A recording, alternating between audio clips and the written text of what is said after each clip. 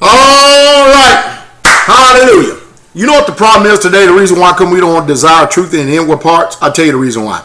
We become a very effeminate, sissified, homofied generation, regardless of what the truth sounds like. We don't care. We don't even want to hear it if it is the truth.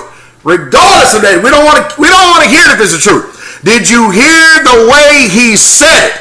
That's our problem today. We don't like the way people talk to us. We don't like the way people sound. We don't like the way that their actions are when they're saying it and stuff. Truth is irrelevant in this generation. Did you hear how he said it? You know, the prophet Isaiah called this thing. He said that there will be a time that people would say, no, don't prophesy unto us lies. Speak to us smooth things. Tell us deceitful things. Tell us things that is easy for us to hear and understand. Well, I'm not going to do that. I'm not for hire. I don't care if you're here or for bear. I'm going to tell the truth.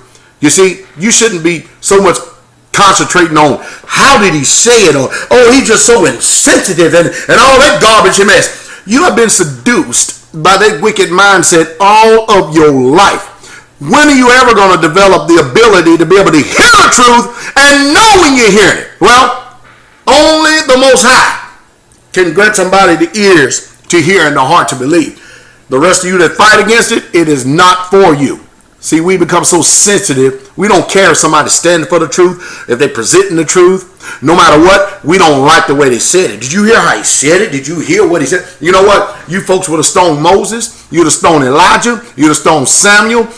You'd have stoned David. You'd have stoned Ezekiel. You'd have stoned Jeremiah. You'd have stoned Ezra. You'd have stoned all the holy apostles and the prophets, because they didn't come and speak to you the way that you think they should have talked. And that is the problem with this sissified and feminine generation. So every true man of God that comes along, you got the men that sissies, then they stir up the women. You'll read about that in the book of Acts too. In that generation, and then they cause an uproar in the crowd and stuff, and then what do? They want to crucify. They want to get rid of, because I don't like the way he said it.